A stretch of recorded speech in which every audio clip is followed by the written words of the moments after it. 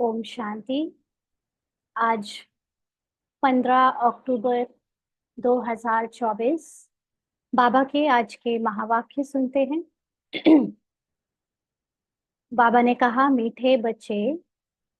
हाँ जी बाबा, तुम सबकी आपस में एक मत है। तुम अपने को आत्मा समझ एक बाप को याद करते हो तो सब भूत भाग जाते हैं। तो हम बाबा के बच्चे अर्थात जो अपने को आत्मा समझते हैं, हम सब की केवल एक ही मत है। और वो कौन सी? जो श्रीमत है।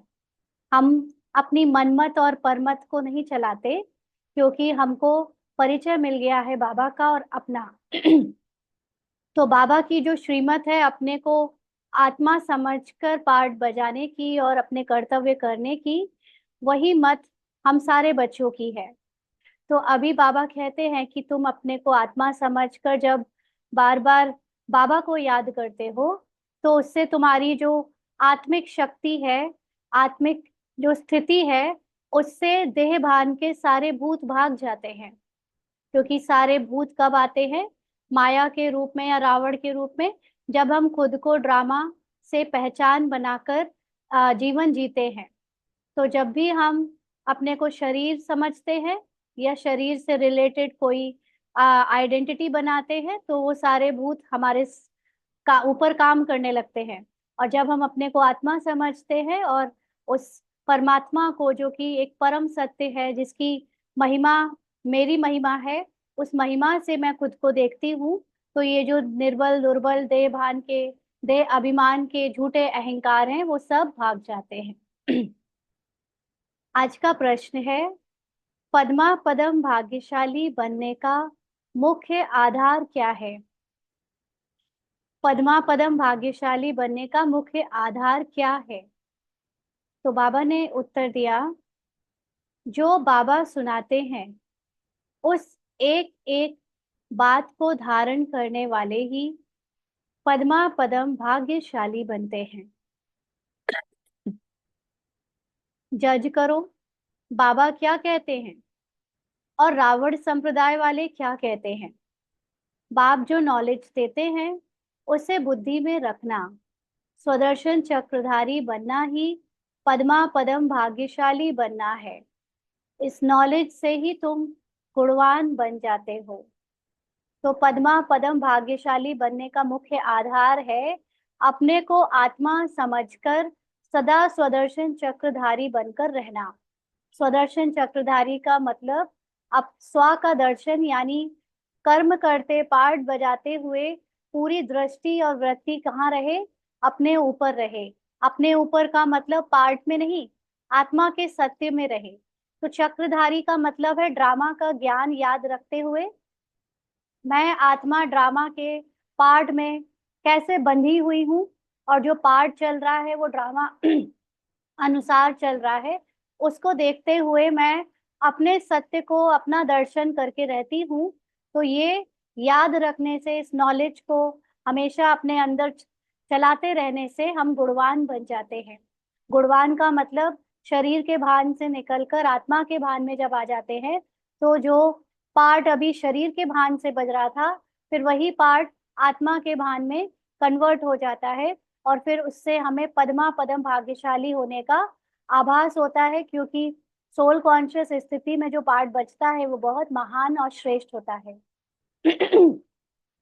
तो बाबा हमको ये बात एक एक करके अपनी मुरली में ज्ञान से धारण कराता है। और ये भी हम जान चुके हैं कि अब बाबा जो मुरली में कहता है उसको चेक करें, वो सारी बातें यथार्थ हैं, या अभी तक हमने जो रावण संप्रदाय माना, देह भान वालों से सुनी। जैसे कल बाबा ने कहा था ना कि बाबा के सिवाय कोई और स्पिरिचुअल नहीं हो सकता, बाकी सब तो अपने को देह समझते हैं, तो उनको स्पिरिचुअल कैसे कह सकते हैं। इसलिए अभी तक जो भी मनुष्य से हमने सुना, या आज भी अगर कोई और सत्संग या और कोई मनुष्य की बातें सुनते हैं, तो वो रावण संप्रदाय है, क्योंकि देह भान से बताई हुई बातें हैं। तो इसलिए अब हमको बाबा की ही बातें याद रहें और हम उससे अपना स्वदर्शन चक्र फिराएं, बुद्धि में याद रखें। तो पद्मा पदम भाग्यशाली बन जाते हैं, गुणवान बन जाते हैं। ओम शांति। रूहानी बाप अंग्रेजी में कहा जाता है स्पिरिचुअल फादर। सतयुग में जब तुम चलेंगे तो वहां अंग्रेजी आदि दूसरी कोई भाषा तो होगी नहीं। तुम जानते हो, सतयुग में हमारा राज्य होता है, उसमें हमारी जो भाषा होगी वही चलेगी। फिर बाद में वह भाषा बदलती जाती है। अभी तो अनेका अनेक भाषाएं हैं। जैसा जैसा राजा वैसी वैसी उनकी भाषा चलती है। अब यह तो सब बच्चे जानते हैं।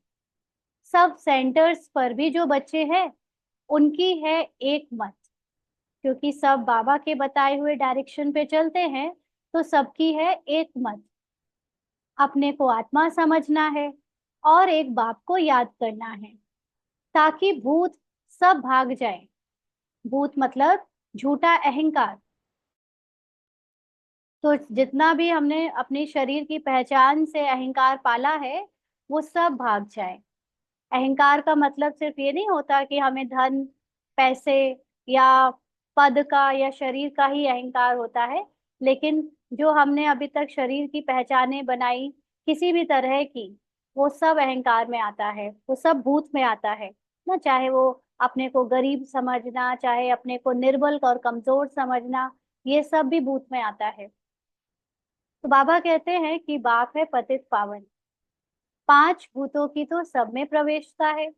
देहभान की सब में प्रवेशता है, इसलिए पांच भूत भी सब में है। आत्मा में ही भूतों की प्रवेशता होती है। फिर इन भूतों अथवा विकारों का नाम भी लगाया जाता है, देह, अभिमान, काम, क्रोध आदि। तो आत्मा में ही भूतों की प्रवेशता मतलब आत्मा के अंदर सारे पार्ट भरे हुए हैं, है ना। तो आत्मा के अंदर अगर देवता का पार्ट भरा है तो आत्मा के अंदर असुर का भी पार्ट भरा है, भूत का भी, देह अभिमान का भी पार्ट भरा है। इसलिए जब आत्मा का समय द्वापर युग से शुरू होता है तो वहां पर उसके भूत यानी असुर का या विकारों का, देह अभिमान का पार्ट शुरू हो जाता है, वो इमर्ज हो जाता है। ऐसे नहीं कि सर्वव्यापी कोई ईश्वर है। कभी भी कोई कहे कि ईश्वर सर्वव्यापी है तो कहो सर्वव्यापी आत्माएं हैं, और इन आत्माओं में पांच विकार सर्वव्यापी है। बाकी ऐसे नहीं कि परमात्मा सर्व में विराजमान है। ये बात सच नहीं है कि परमात्मा सब में विराजमान है, माना जो कोई कुछ भी कह दे करे, सब भगवान की मर्जी, सब भगवान है, ऐसा नहीं है।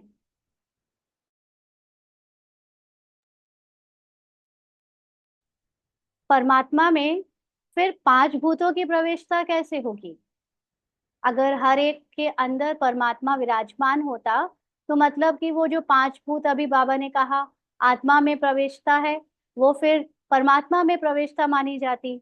ऐसा तो हो नहीं सकता। तो एक एक बात को अच्छी रीति धारण करने से तुम पद्मा पदम भाग्यशाली बनते हो। तो पद्मा पदम भाग्यशाली का मतलब है सोल कॉन्शियस बनते हो। जितना जितना हम आत्म अभिमानी बनेंगे उतना ही हमारे इस जो शरीर के भान में या जो द्वापर युग से हम अपने को शरीर से समझते आए, उसके कारण जो दुख मिला, उसके कारण कारण जो दुर्गति हुई, उससे हम मुक्त होने लगते हैं। इसीलिए हम पद्मा पदम भाग्यशाली बनते हैं। दुनिया वाले रावण संप्रदाय क्या कहते हैं और बाप क्या कहते हैं, अब जज करो। हम्म अभी भी बहुत सारी बातें हैं जो मनुष्य अपने देह अभिमान में कहता है, और पहले की तो हमने सुनी ही है, शास्त्रों से लेकर अलग अलग तरह की मत सुनी है। परिवार में रहते हुए अपने घर के लौकिक घरों के बुजुर्गों से बातें सुनी है। तो वो सब सुनो या उसको देखो, और बाबा ने जो हमको कहा है उसको सुन के जज करो कि क्या सही है। हर एक के शरीर में आत्मा है। उस आत्मा में पांच विकार प्रवेश है, शरीर में नहीं। आत्मा में पांच विकार अथवा भूत प्रवेश होते हैं। तो शरीर तो निर्जीव है, जड़ है, लेकिन आत्मा जब शरीर को शक्ति देती है तो शरीर में जब द्वापर युग शुरू होता है तो एक द्वैत आ जाता है, यानी मन और बुद्धि। तो मन बुद्धि के कारण, एक अलग पहचान हो जाने के कारण, मन और बुद्धि के द्वारा जो पार्ट में शरीर भान के द्वारा पार्ट प्ले होता है, वो 5 विकारों से भरा होता है। इसीलिए कहते हैं कि आत्मा के अंदर ही मन बुद्धि है, तो ये 5 विकार भी आत्मा के अंदर है। लेकिन जब आत्मा का जो शरीर से परे सत्य स्वरूप होता है, वो मन बुद्धि को मर्ज किए हुए होता है, इसलिए मन बुद्धि का कोई अलग अस्तित्व नहीं होता। तो ये पार्ट की बात है कि जब पार्ट में आत्मा द्वापर युग से द्वैत में आ गई, मन बुद्धि ने अलग पहचान बनाई, तब उसमें 5 विकार प्रवेश है। सतयुग में ये 5 भूत नहीं है। क्यों? क्योंकि सतयुग में आत्मा अपने सत्य में जीती है। आत्मा पार्ट बजाती है शरीर का, लेकिन रहती हमेशा अपने सत्य यानी आत्मा के कॉन्शियसनेस में। इसलिए उसका कोई मन बुद्धि अलग से पहचान नहीं बना पाता, और इसलिए वहां कोई भूत नहीं। नाम ही है डीटी वर्ल्ड। हाँ, देवताओं की दुनिया। यह है डेविल वर्ल्ड, यानी असुरों की दुनिया। डेविल कहा जाता है असुर को। कितना दिन और रात का फर्क है। अभी तुम चेंज होते हो। क्या चेंज होते हो? अभी हमारा पार्ट चेंज होता है, स्मृति चेंज होती है। वहां तुम्हारे में कोई भी विकार, कोई भी अवगुण नहीं रहता। तुम्हारे में संपूर्ण गुण होते हैं। तुम 16 कला संपूर्ण बनते हो। कहाँ पर? सतयुग में। माना 100% प्योर बनते हो, कंप्लीट सोल कॉन्शियस बनते हो। पहले थे, फिर नीचे उतरते हो। यानी शुरू में जब हमने आराधि पार्ट से नीचे उतरे, तो हमारा इनिशियल जन्म 16 कला संपूर्णता का हुआ, और फिर हम अपनी कलाओं को भूलते गए या उतरते गए, क्योंकि देहभान आता गया। इस चक्र का अभी मालूम पड़ा है। 84 का चक्र कैसे फिरता है? हम आत्मा को स्व का दर्शन हुआ है। हम कौन हैं, हमारी महिमा क्या है, हमारा परिचय क्या है, कहाँ से आए, ये सब अब हमको पता चला। अर्थात इस चक्र का नॉलेज हुआ। माना हम ड्रामा में पार्ट प्ले करने वाले एक्टर्स हैं, ये नॉलेज हुआ। उठते बैठते चलते तुमको यह नॉलेज बुद्धि में रखना है। बाप नॉलेज पढ़ाते हैं। यह रूहानी नॉलेज बाप भारत में ही आकर देते हैं। तो जो ये आत्माओं का ज्ञान है, ये भारत में ही आकर मिलता है।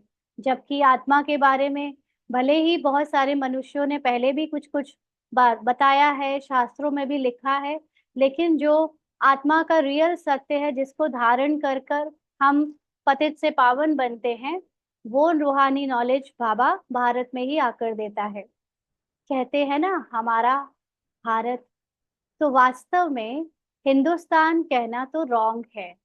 भारत का नाम बदलकर जो हिंदुस्तान रख दिया, वो गलत नाम है, क्योंकि भारत, हिंदुस्तान तो हिंदुओं को के हिसाब से नाम है, और भारत का जो असली प्राचीन धर्म था, वो तो देवी देवता था। इसलिए हिंदुस्तान कहना तो रॉन्ग है। तुम जानते हो, भारत जब स्वर्ग था, तो सिर्फ हमारा ही राज्य था, और कोई धर्म नहीं था। तो हमारा राज्य था, माना आदि सनातन देवी देवता धर्म का, या आत्माओं का ही राज्य था, जहाँ पे सभी सोल कॉन्शियस होते थे, उनका राज्य था, धर्म था। न्यू वर्ल्ड थी, नई दिल्ली कहते हैं ना। दिल्ली का नाम असल दिल्ली नहीं था, परिस्तान कहते थे। जब देवी देवता थे तो परिस्तान कहते थे। अभी तो नई दिल्ली और पुरानी दिल्ली कहते हैं। फिर ना पुरानी और ना नई दिल्ली होगी, परिस्तान कहा जाएगा।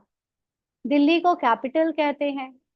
इन लक्ष्मी नारायण का राज्य होगा, और कुछ भी नहीं होगा, हमारा ही राज्य होगा। अभी तो राज्य नहीं है, इसीलिए सिर्फ कहते हैं हमारा भारत देश है। राजाएं तो है नहीं, इस समय तो सबकी राजाई खत्म हो गई है और प्रजातंत्र है। तो तुम बच्चों की बुद्धि में सारा ज्ञान चक्र लगाता है, तो बुद्धि में ही हम सारे ड्रामा को समझकर उसको याद करते हैं, चक्र लगाते हैं। बरोबर पहले पहले इस विश्व में देवी देवताओं का राज्य था और कोई राज्य नहीं था। जमुना का किनारा था, उसको परिस्तान कहा जाता था। तो देवी देवताओं का राज्य नदी के किनारे होता था, और दिल्ली में नदी है जमुना, इसलिए जमुना के किनारे ही वो पूरा राज्य था और उसको परिस्तान कहा जाता था।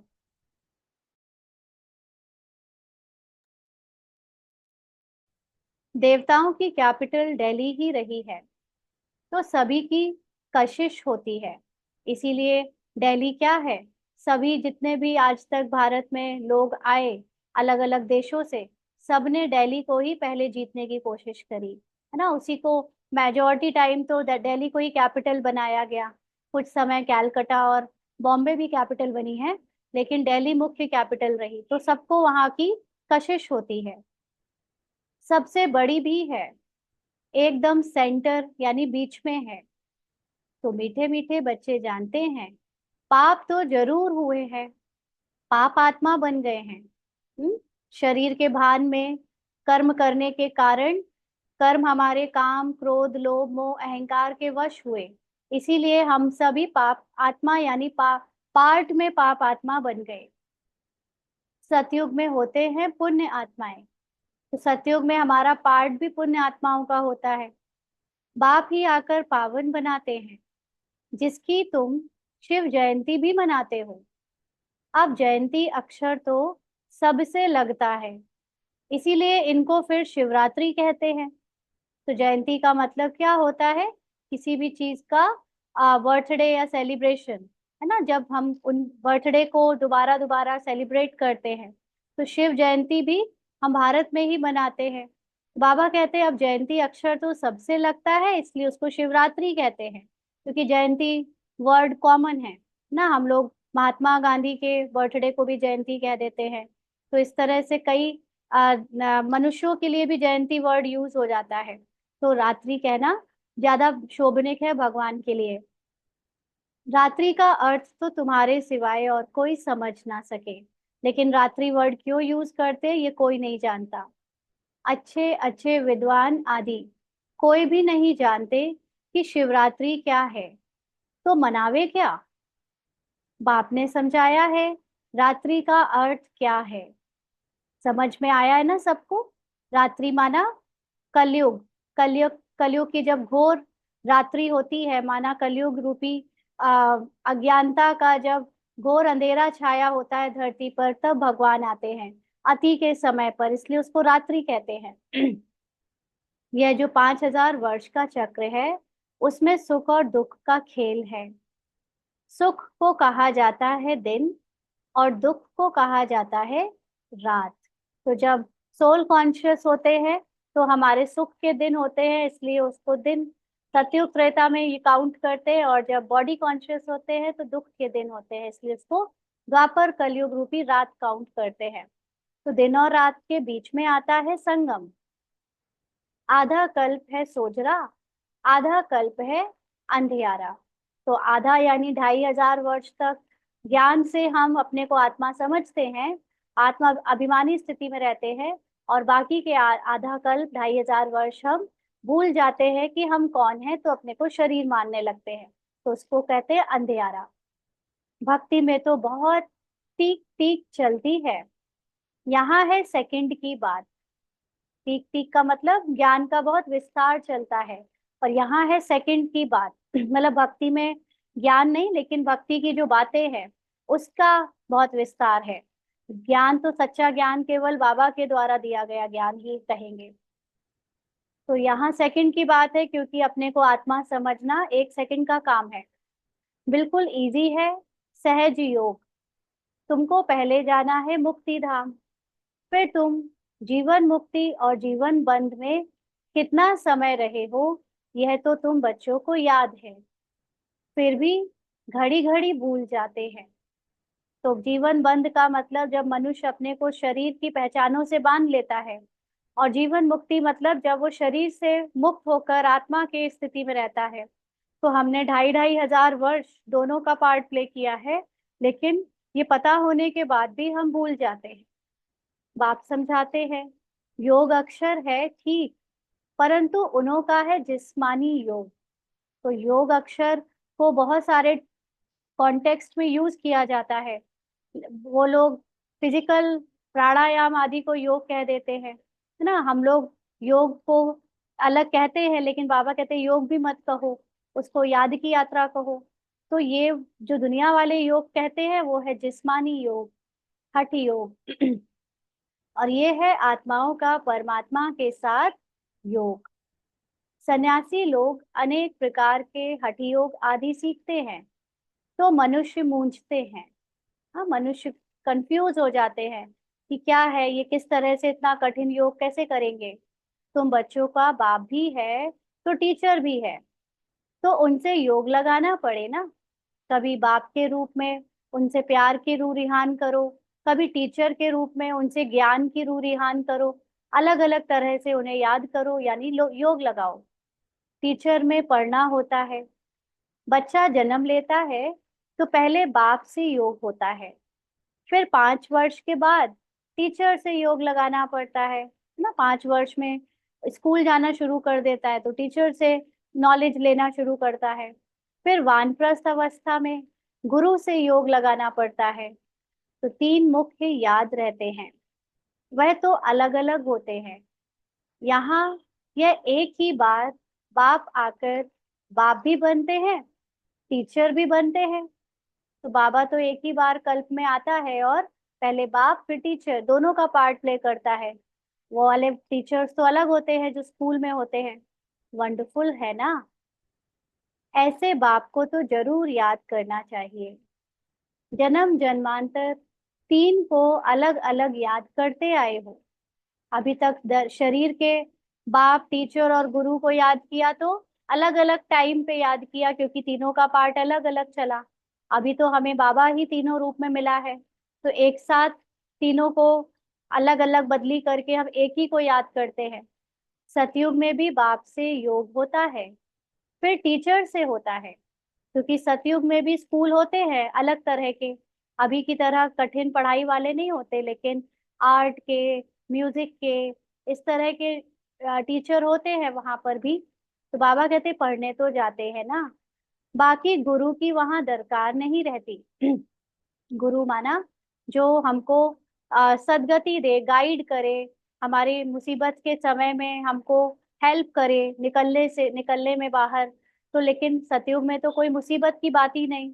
सतयुग में खुद ही देवी देवता इतने होशियार समझदार होते हैं कि उन्हें किसी गुरु से जरूरत ही नहीं पूछने की कि वो कैसे सदगति पाए, क्योंकि ऑलरेडी सदगति में है। इसीलिए वहां गुरु की कोई दरकार नहीं रहती, क्योंकि जब सब सदगति में है। यह सब बातें याद करने में क्या तकलीफ है? हम्म, कोई तकलीफ है? बिल्कुल सहज है। इनको कहा जाता है सहज योग। परंतु यह है अनकॉमन, माना हर कोई इसको जानता नहीं है, इसके बारे में बात नहीं करता। बाप कहते हैं मैं ये टेम्पररी लोन लेता हूँ, सो भी कितना थोड़ा समय लेता हूँ। ब्रह्मा बाबा के तन में बाबा आया, कितने कम समय के लिए आया। तो बाबा कहते 60 वर्ष में वानप्रस्थ अवस्था होती है। कहते हैं 60 लगी लाट। हाँ, 60 की उम्र में वानप्रस्थ अवस्था लेने चाहिए। इस समय सबको लाठी लगी हुई है। सब वानप्रस्थ निर्वाण धाम में जाएंगे ना। जब बूढ़े हो जाते तो क्या करते, लाठी लेकर चलते हैं। तो इस समय हम आत्माओं को भी कोई ना कोई आधार चाहिए, क्योंकि अपनी शक्ति अपने आप को भूल चुके हैं।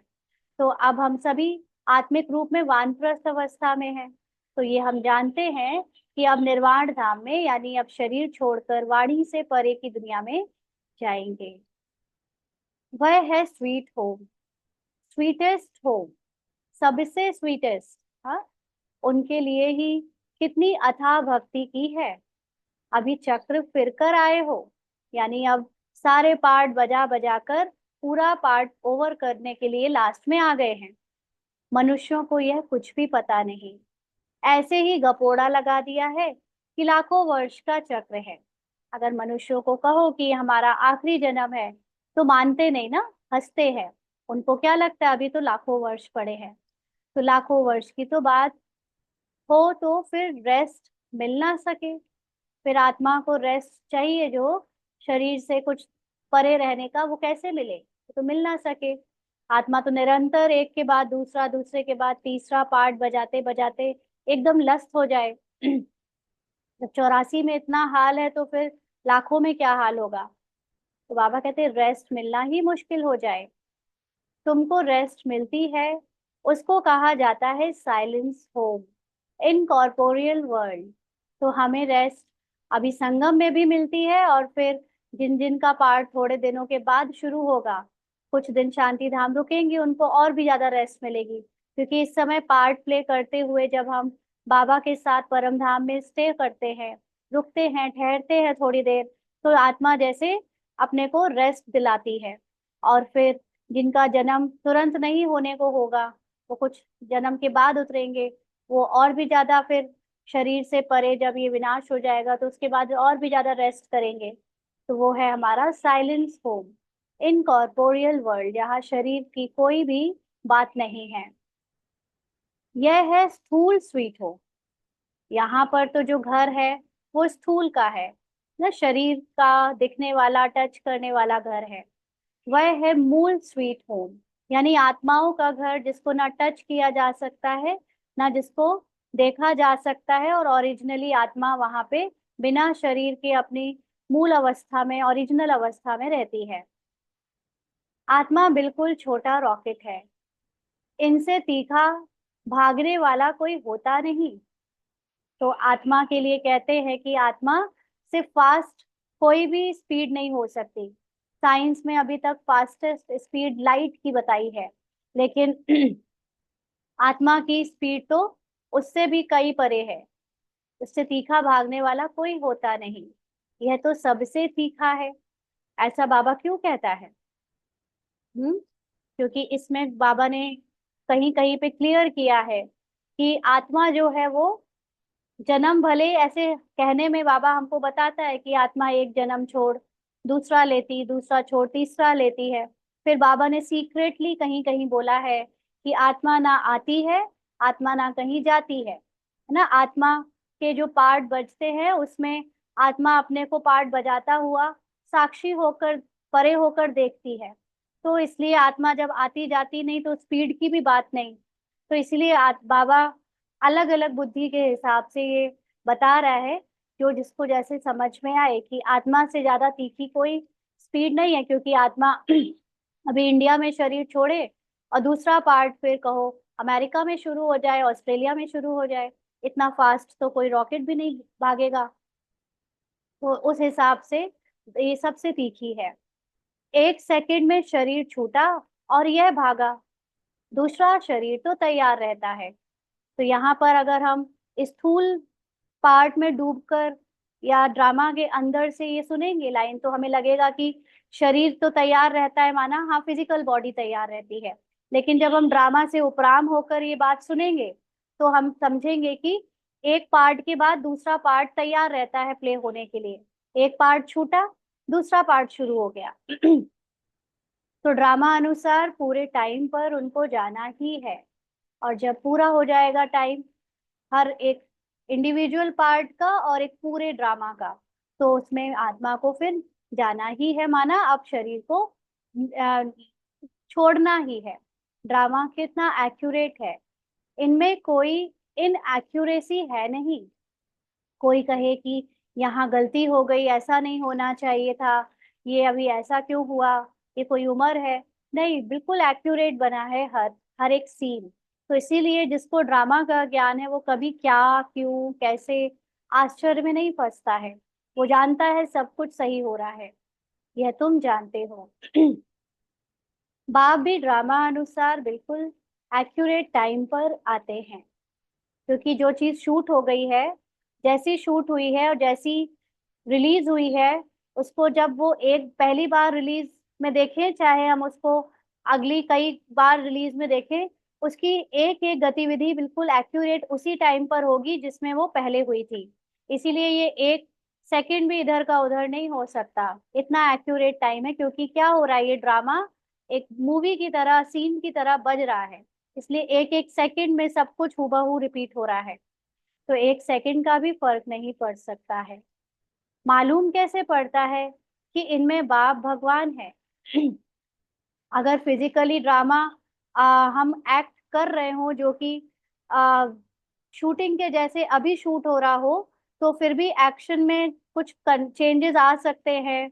उनकी रिकॉर्डिंग करते समय फिर से कुछ ऊपर नीचे चेंज हो सकता है ना। अगर एक ही सीन को आप 4 बार 5 बार शूट करो, तो हर बार कुछ ना कुछ अंतर जरूर हो जाएगा, बहुत माइन्यूट सा ही क्यों ना हो। लेकिन जो बनी बनाई शूटिंग की रिकॉर्डिंग है, उस रिकॉर्डिंग को आप चाहे जितनी बार बजाओ, 1 सेकंड भी, एक सीन भी इधर का उधर नहीं हो सकता, हूबहू वैसे ही वो सीन बजेगा पर्दे पर। तो ऐसे ही ये ड्रामा शूट नहीं हो रहा है, लेकिन ड्रामा ऑलरेडी शूटेड है, रिकॉर्डेड है, इसीलिए 1 सेकंड का भी फर्क नहीं पड़ सकता। मालूम कैसे पड़ता है कि इनमें बाप भगवान है, यानी ब्रह्मा के अंदर कि भगवान ही ये सुना रहा है, ये कैसे मालूम पड़ सकता है? तो बाबा कहते, जब नॉलेज देते हैं, बच्चों को बैठ समझाते हैं, क्योंकि बाबा अपनी नॉलेज से प्रत्यक्ष होता है। बाबा की जो इतनी उच्च कोटि की नॉलेज है, ये इतने गुह रहस्य जिसमें छुपे हुए हैं, ये भगवान के सिवा और कोई दे ही नहीं सकता। तो जब ये कोई समझता है, क्योंकि जो जितना नॉलेज की गहराई को यथार्थ रूप से समझेगा, उतना ही उसको निश्चय होगा कि ये भगवान ही सुना रहा है और कोई सुना नहीं सकता। तो बाबा कहते शिवरात्रि भी मनाते हैं ना। मैं शिव कब कैसे आता हूँ, वह तुमको तो पता नहीं है। शिवरात्रि कृष्ण रात्रि मनाते हैं, राम की नहीं मनाते, क्योंकि फर्क पड़ गया है ना। राम और कृष्ण के में फर्क पड़ गया है। तो बाबा कहते शिवरात्रि के साथ कृष्ण की भी रात्रि मना लेते हैं, परंतु जानते कुछ भी नहीं।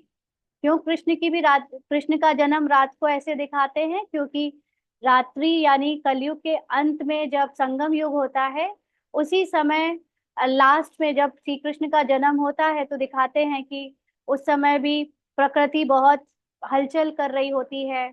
और उस समय जो सेना होते हैं जेल में, वो सब अपने अपने उसमें बेहोश हो जाते हैं। तो क्योंकि थोड़ा बहुत कलयुग का प्रभाव रहता है जब श्री कृष्ण का जन्म होता है, इसलिए उसको उनको रात्रि के रूप में उनका बर्थडे मनाते हैं। परंतु जानते कुछ भी नहीं। यहाँ है ही आसुरी रावण राज्य, यह समझने की बातें हैं।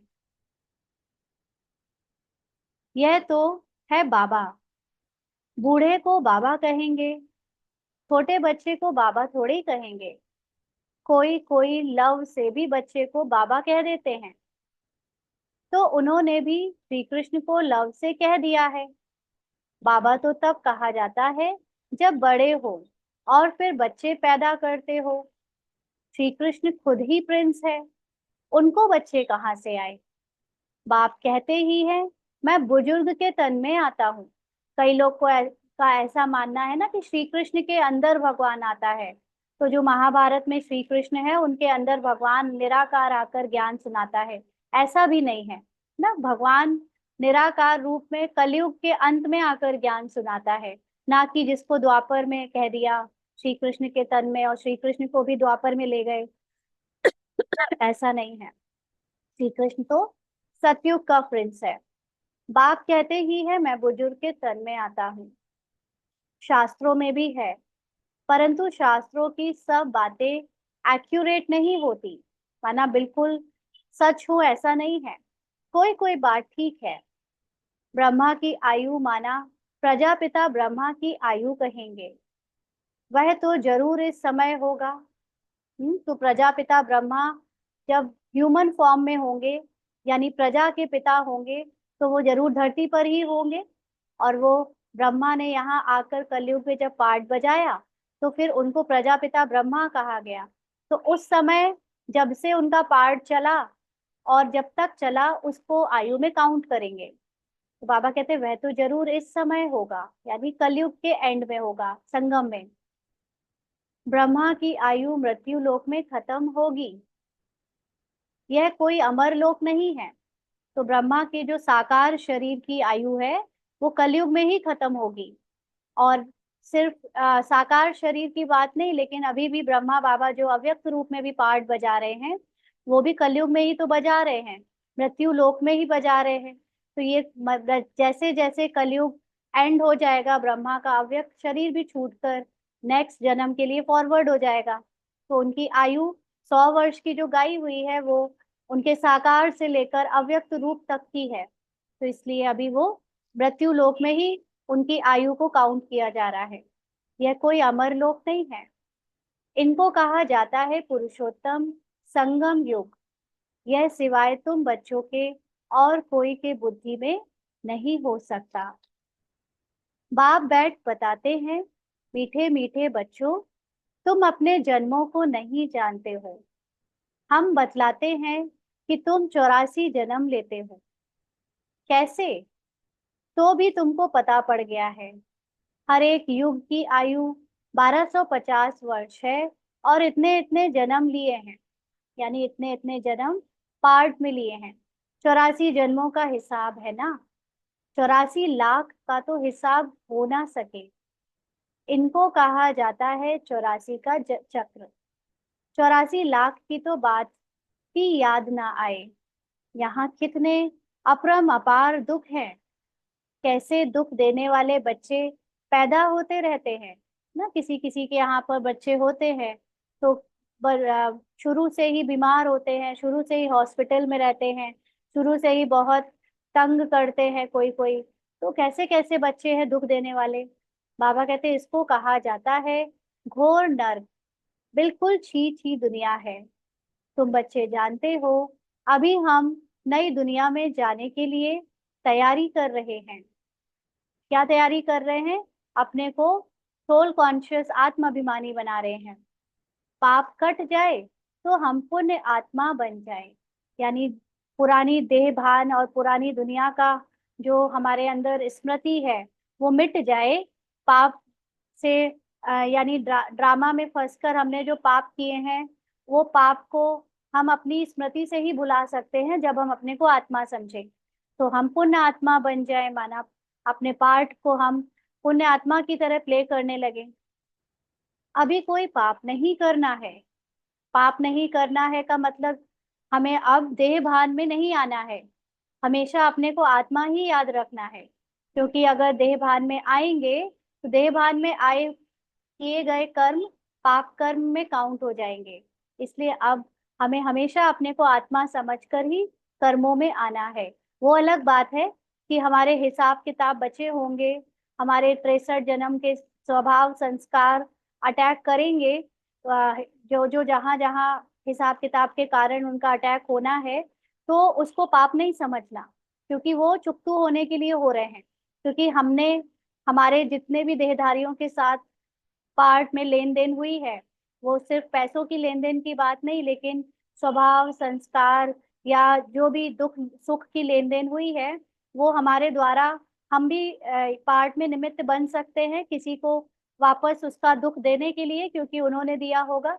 तो इसलिए, लेकिन अगर वो पार्ट जब बजे अगर पार्ट बजते समय मुझे याद रहे कि मैं आत्मा हूँ, फिर वो पार्ट बज गया तो मैं उस पार्ट से मुक्त हो जाऊंगी, यानी पार्ट के प्रभाव से मुक्त रहूंगी। मुझे गिल्ट या पश्चाताप करने की जरूरत नहीं होगी कि हाय मेरे से ये पाप कैसे हो गया, क्योंकि मैंने आत्मा का ज्ञान और आत्मा का स्मृति उस वक्त भी रखी थी। लेकिन जब प्रारब्ध आती है, पिछले 63 जन्म के हिसाब किताब आने होते हैं, तब उतनी देर के लिए आत्मा का ज्ञान विलुप्त हो जाता है। नहीं तो पाप हो ही ना पाए, नहीं तो आ, हमसे वो चुकतू हो ही ना पाए जो ड्रामा में हमने किया, हमने या दूसरों ने किया था। इसलिए अगर हो भी जाए तो अपने को याद दिलाना कि मैंने आत्मा हूँ, आत्मा के द्वारा ये कोई पाप कर्म नहीं हुए, लेकिन हिसाब किताब वश हुए, तो पुण्य आत्मा बन जाएंगे। इसलिए अब देह भान में आकर कोई भी कर्म नहीं करना है। एक दो पर काम कटारी चलाना, ये आदि मध्य अंत दुख देना है। तो जो भी वासनाएं हैं, इच्छाएं हैं, इसके कारण दूसरों को दबाना या परेशान करना, ये सब क्या है?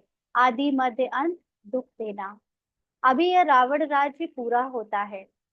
अभी है कलयुग का अंत।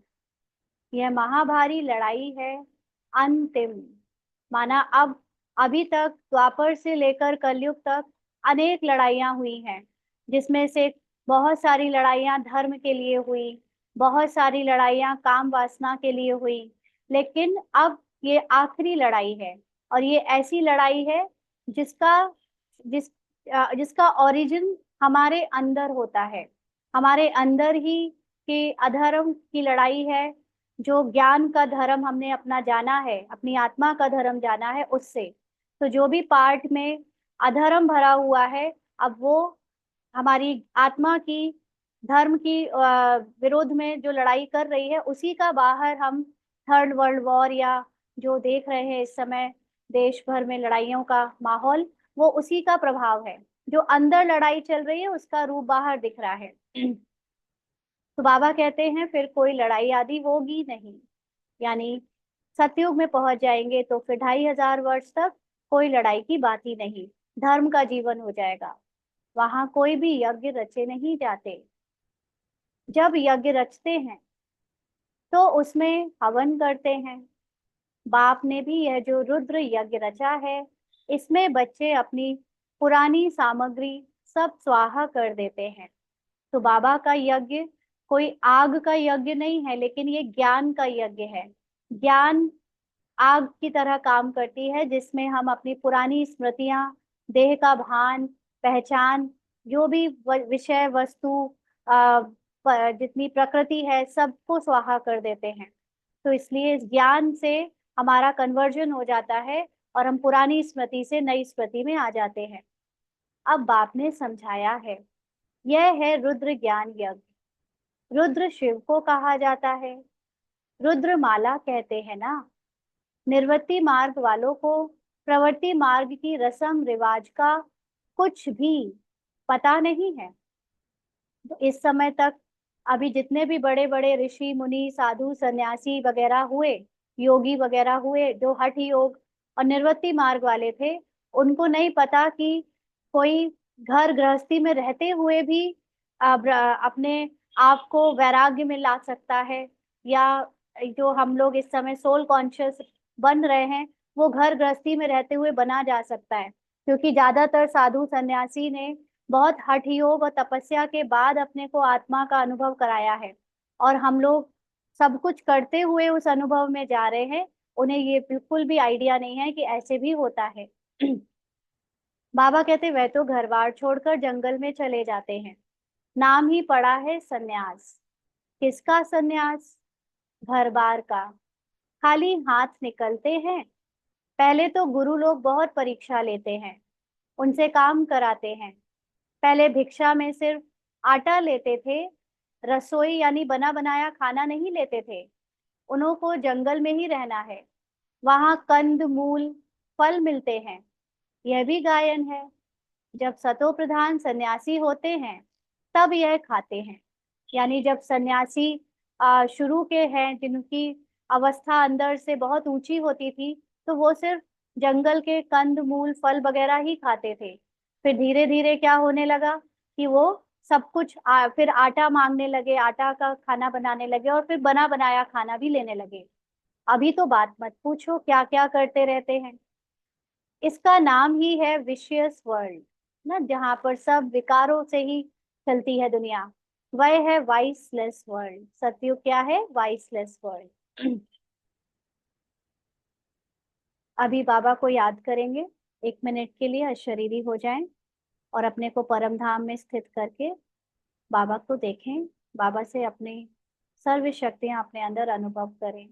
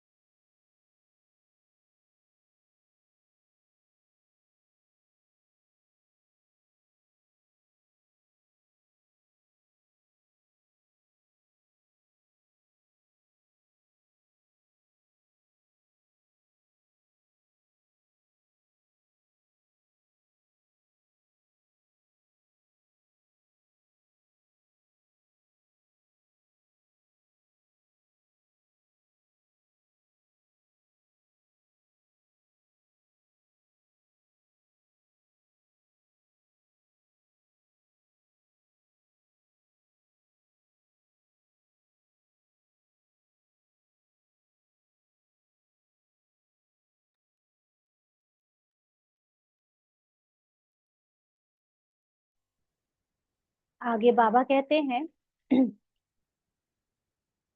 वह है वाइसलेस वर्ल्ड। सतयुग निर्विकारी दुनिया है, तो अपने को विषय समझना चाहिए ना।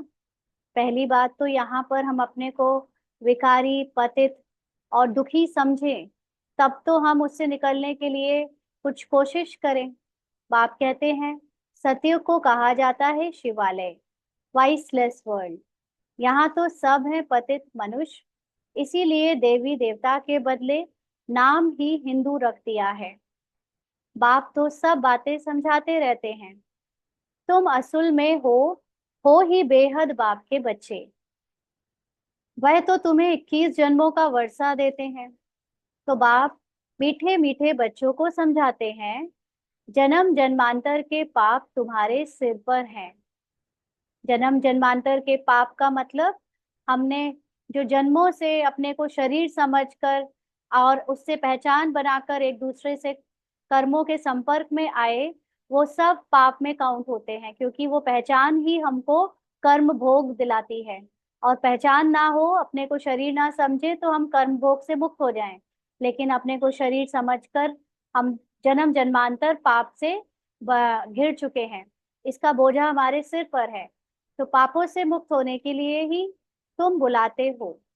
किसको बुलाते हो? क्योंकि ये तो भक्ति में भी शास्त्रों में लिखा है कि हमको जो भी दुख मिल रहा है वो हमारे ही कर्मों का फल है, हमने जो पाप किए हैं उसका फल है। इसीलिए फिर भगवान को याद करते हैं कि भगवान पाप किए तो होंगे लेकिन याद नहीं है, अब आप आओ और हमें निकालो इससे। क्योंकि ये सबको क्वेश्चन होता है कि जो कर्म हमें याद नहीं, उसके फल हम क्यों भोगें, उसका हम क्यों हमें या तो बताओ कि क्या किया है। और जब नहीं पता है, नहीं याद है, तो फिर उसको क्यों भोगना पड़ता है ना। तो ये इसीलिए भगवान को बुलाते हैं कि हम उससे निकल जाएं दुखों से। साधु संत आदि सब पुकारते हैं हे पतित पावन आओ। अर्थ कुछ नहीं समझते, ऐसे ही गाते रहते हैं और ताली बजाते रहते हैं। उनसे कोई पूछे परमात्मा से योग कैसे लगावें, उनसे कैसे मिले, तो कह देंगे कि वह तो सर्वव्यापी है ना। कह देंगे कण कण में भगवान है, एक किसी भी चीज में देखो उसको, उसमें भगवान को देखो। तो बाबा कहते क्या यही रास्ता बताते हैं? कह देते वेद शास्त्र पढ़ने से भगवान मिलेगा। कोई वेद शास्त्र कह देता, कोई कुछ कह देता। परंतु बाप कहते हैं मैं हर 5000 वर्ष के बाद ड्रामा के प्लान अनुसार आता हूँ। यह ड्रामा का राज सिवाय बाप के और कोई नहीं जानते। लाखों वर्ष का ड्रामा तो हो ही नहीं सकता। अब बाप समझाते यह 5000 वर्ष की बात है। कल्प पहले भी बाबा ने कहा था कि मन मना भव, यानी मन को मेरे मन में जोड़ो, मन से लगाओ। माना जो मैं अपने को और तुमको जिस दृष्टि से देखता हूँ, तुम भी अपने को उसी दृष्टि से देखो। यानी बाबा हमको आत्मा के रूप में देखता है, हम भी अपने को आत्मा के रूप में देखें। इसको कहते हैं मन मना भव। यह है महामंत्र, माया पर जीत पाने का मंत्र। क्योंकि सारी माया कहाँ पर है? इस शरीर और शरीर की दुनिया में है, ड्रामा में है। और अपने को आत्मा समझेंगे तो माया से विजय प्राप्त कर लेंगे। बाप ही बैठ अर्थ समझाते हैं, दूसरा कोई अर्थ नहीं समझाते। दूसरा तो ये जरूर कह देगा कि बुराई मत करो, गलत काम मत करो, अपने आप को प्योर बनाओ, अच्छा शुद्ध खाओ पियो और पाप से बचो, दूसरों के लिए अच्छा सोचो। ये सब तो पूरी दुनिया बताने में लगी हुई है। लेकिन कैसे ना करें बुरे काम, किस तरह से बचे उनसे, कैसे अपने किए हुए पिछले जन्मों के पापों से बच जाएं, ये कोई नहीं बता सकता, है ना। तो इसका अर्थ सिर्फ बाबा ही समझाते हैं। गाया भी जाता है ना, सर्व का सद्गति दाता एक, कोई मनुष्य तो हो नहीं सकता। देवताओं की भी बात नहीं है, वहां तो सुख ही सुख है। वहां कोई भक्ति नहीं करते, भक्ति की जाती है भगवान से मिलने के लिए। तो सतयुग में भक्ति नहीं होती, क्योंकि 21 जन्मों का वर्षा मिला हुआ है। 21 जन्मों का वर्षा माना जो ज्ञान से हमारी सोल कॉन्शियस स्थिति बन जाती है, वो स्थिति बाप समान स्थिति होती है। हम खुद ही भगवान के जैसे होते हैं, तो भगवान को याद करने की जरूरत नहीं पड़ती। तब गाया भी जाता है, दुख में सिमरण सब करे, सुख में करे ना कोई। यहाँ तो अथाह दुख है। घड़ी घड़ी कहते हैं, भगवान रहम करो। माना जो हो गया, जो पाप हो गए, उसको माफ करो, उससे हमको बाहर निकालो। यह कलयुगी दुखी दुनिया सदैव नहीं रहती। तो कब तक चलेगी आखिर ये दुख की दुनिया? कभी तो खत्म होगी। सतयुग त्रेता पास्ट हो गए, फिर होंगे। तो लाखों वर्ष की तो बात भी याद नहीं रह सकती है। अब बाप तो सारी नॉलेज देते हैं, अपना परिचय भी देते हैं, और रचना के आदि मध्य अंत का राज भी समझाते हैं। 5,000 वर्ष की बात है पूरा ड्रामा। आदि मध्य अंत जो है वो 5,000 वर्ष क्या का है। तो उसमें बाबा हमें एक एक बात बताता है कब क्या हुआ। तुम बच्चों को ध्यान में आ गया है। अभी तो पराये राज्य में हो, तुमको अपना राज्य था। यहाँ तो लड़ाई से अपना राज्य लेते हैं, हथियारों से, मारा मारी से अपना राज्य लेते हैं। तुम बच्चे तो योग बल से अपना राज्य स्थापन कर रहे हो, है ना। हम सब अपने को ट्रांसफर कैसे कर रहे हैं? आत्मा का स्मृति जगाकर, आत्मा की स्मृति में टिक कर हम शरीर की दुनिया से ट्रांसफर हो जाएंगे उस सोल कॉन्शियस सतयुगी दुनिया में। हमारा राज्य सोल कॉन्शियस होते होते अपने आप आ जाएगा। तुम्हें सतो प्रधान दुनिया चाहिए। पुरानी दुनिया खत्म हो गई, नई दुनिया बनती है। इसको कहा जाता है कलयुग पुरानी दुनिया, सतयुग है नई दुनिया। यह भी किसी को पता नहीं है। सन्यासी कह देते यह आपकी कल्पना है। किसको कह देते हैं? सतयुग को। हाँ, कि ये तो आपकी कल्पना है। यहाँ ही सतयुग है, यहाँ ही कलयुग है। यहाँ पर जो लोग अच्छे से जी रहे हैं वो सतयुग है, जो बुरे से जी रहे हैं वो कलयुग है। एक ही समय पर दोनों को कह देते हैं। अब बाप बैठ समझाते हैं, एक भी ऐसा नहीं है जो बाप को जानते हो। कितने भी बड़े से बड़े विद्वान, साधु, सन्यासी और अपने को स्पिरिचुअल कहने वाले गुरु हैं, वो एक भी ऐसा नहीं है जो निराकार शिव बाबा को जानता हो, उनके कर्तव्य को जानता हो, उनकी महिमा को जानता हो। क्योंकि अगर जानता होता तो वो खुद यहाँ पर उनसे वर्षा लेने आ जाता। अगर नहीं आया है, माना उसको पता ही नहीं कि भगवान कौन है। अगर कोई जानता होता तो परिचय देता। भगवान का परिचय ब्रह्मा कुमारी के सिवा और कहीं क्यों नहीं मिल पाता? देते तो है वो लोग, लेकिन जो देते हैं वो यथार्थ और सही नहीं होता। अपने अपने उसमें अपना टैग लगाकर वो उसी ज्ञान को तोड़ मरोड़ कर अपना बना लेते हैं, और फिर अपने अकॉर्डिंग वो सुनाने लगते हैं, भगवान के परिचय को देने लगते हैं, और अपना अपना उसमें लोगो या रॉयल्टी लेने लगते हैं कि हमने बताया। तो बाबा कहते हैं, सतयुग त्रेता क्या चीज है किसी को समझ में थोड़ी आता है। तुम बच्चों को बाप अच्छी रीति समझाते रहते हैं। बाप ही सब कुछ जानते हैं, जानी जाननहार अर्थात नॉलेजफुल हैं। मनुष्य सृष्टि का बीज रूप है, ज्ञान का सागर, सुख का सागर है। उनसे ही हमको वर्षा मिलना है। बाप नॉलेज से आप समान बनाते हैं। यानी बाबा हमको अपने जैसा किस चीज से बनाता है? जो हम योग भी लगाते हैं, जिसको हम कहते हैं अपने को आत्मा समझना। ये आत्मा समझना पॉसिबल कब हो पाया? जब हमने अपने को और बाबा को ज्ञान से, नॉलेज से जाना है। और आत्मा का परिचय या आत्मा के बारे में तो गीता से लेकर अनेक विद्वान अपने अपने हिसाब से बताते आए। लेकिन जो यहाँ पर हम सभी पार्ट प्लेयर थे, वो अपने को आत्मा समझ क्यों नहीं पाए? क्योंकि आत्मा की यथार्थ नॉलेज कोई नहीं दे सकता था। और आत्मा किसके जैसी है, कैसी है, ये सब बातें जब बाबा का परिचय मिला तब हमें पता चला कि आत्मा भी बाबा के जैसी है। तो अब ये नॉलेज को हम जब बार बार सिमरण करते हैं, याद करते हैं, और कर्म में जो पार्ट बज रहा है उसको देखते हुए भी हम उसके प्रभाव में नहीं आते, बल्कि जो पार्ट बजाने वाली आत्मा है उसके सत्य को पकड़े रहते हैं, टिके रहते हैं। तो हम भी अपनी निराकारी बाप समान स्थिति में स्थित हो जाते हैं, बाप समान बन जाते हैं। अच्छा, मीठे मीठे सिकीलदे बच्चों प्रति माता पिता बाप दादा का याद प्यार और गुड मॉर्निंग। रूहानी बाप की रूहानी बच्चों को नमस्ते। हम रूहानी बच्चों की रूहानी बाप दादा को याद प्यार, गुड मॉर्निंग और नमस्ते बाबा, शुक्रिया, थैंक यू बाबा। धारणा के लिए मुख्य सार। पहला पॉइंट, यह पापों से मुक्त होने का समय है, इसीलिए अभी कोई पाप नहीं करना है। पुरानी सब सामग्री इस रुद्र यज्ञ में स्वाहा करनी है। तो कल शाम की अव्यक्त मुरली में बाबा ने बताया था ना कि ये समय की विशेषता तो सब जानते हैं कि संगम युग चल रहा है, लेकिन अपनी विशेषता को नहीं देखते। तो अगर हम अपनी विशेषता को नहीं देखेंगे, सिर्फ पार्ट में ही डूबे रहेंगे, तो हम पापों से मुक्त कैसे बनेंगे। इसलिए अपनी विशेषता माना आत्मा की विशेषता। तो पापों से मुक्त होने का समय माना इस समय ही हमें ज्ञान है कि जो पाप हुए हैं वो पाप पार्ट के द्वारा बजाए गए हैं। आत्मा की महिमा, आत्मा का सत्य अलग है।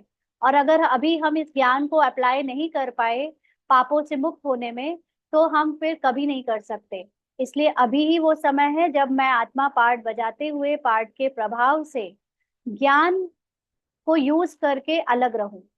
तो पुरानी सब सामग्री यानी जितना भी देह और ड्रामा से हमें अटैचमेंट है, पहचाने बना रखी हैं, अभी उसको इस ज्ञान से स्वाहा करने की जरूरत है। अभी वानप्रस्थ अवस्था है यानी आत्मा का ये आखिरी शरीर है, इसलिए बाप टीचर के साथ साथ सदगुरु को भी याद करना है। स्वीट होम में जाने के लिए आत्मा को सतो प्रधान यानी पावन बनाना है। तो आत्मा पावन बनती है शरीर और ड्रामा के अटैचमेंट से मुक्त होने से। तो अब हमें अपने परम धाम यानी अपनी परम स्थिति को याद करके ड्रामा की झूठी पहचानों से मुक्त होकर पावन बनना है। आज का वरदान है, अपनी सूक्ष्म कमजोरियों को चिंतन करके परिवर्तन करने वाले स्वचिंतक भाव। अपनी सूक्ष्म कमजोरियों को चिंतन करके परिवर्तन करने वाले स्वचिंतक भाव।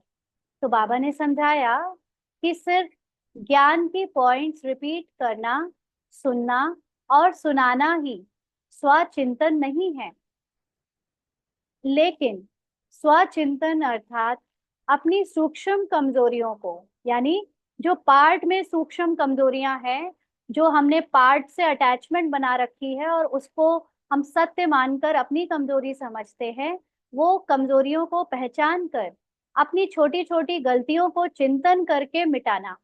तो ये छोटी छोटी गलतियां कहाँ हो रही हैं? ड्रामा में फिक्स पार्ट के अकॉर्डिंग हो रही हैं। तो वो जो छोटी छोटी गलतियों को कैच करना है कि ये जो ड्रामा का पार्ट बज रहा है, ये एक्यूरेट या ये आत्मा का सत्य नहीं है। ऐसा पार्ट आत्मा के अनुभव में नहीं हो सकता, नहीं बज सकता। लेकिन फिर भी अगर बज रहा है, माना कोई हिसाब किताब वश या ड्रामा की फिक्स स्क्रिप्ट के वश बजा, तो उसको कैच करना, उसको पकड़ लेना कि यहाँ यहाँ पार्ट में गलतियां होती हैं, और उनको परिवर्तन करना माना अपने स्व स्व मतलब आत्मा की महिमा में टिक जाना। अगर पार्ट में मुझे क्रोध दिखा, तो या पार्ट में मुझे सूक्ष्म रूप में किसी के प्रति घृणा दिखी या चिड़चिड़ापन दिखा, उसको पकड़ना, उसको कैच करना कि यहाँ पर ये कुछ पार्ट में गलती चल रही है जो मुझ आत्मा का सत्य नहीं है।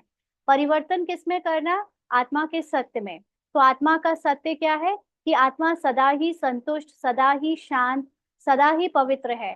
पार्ट में अगर मुझे किसी के प्रति घृणा आ रही है या गुस्सा आ रहा है या कोई कमजोरी देखने में आ रही है, तो वो मेरा सत्य नहीं है। ऐसे बार बार ज्ञान को अप्लाई करके झूठी पार्ट की जो भी हमारे ऊपर प्रभाव है उससे निकलकर स्वचिंतक यानी आत्मा के चिंतन में उसको कन्वर्ट कर देना। ज्ञान का मनन तो सभी बच्चे बहुत अच्छा करते हैं, लेकिन ज्ञान को स्वयं के प्रति यूज कर धारणा स्वरूप बनना, स्वयं को परिवर्तन करना, इसकी ही मार्क्स फाइनल रिजल्ट में मिलती है।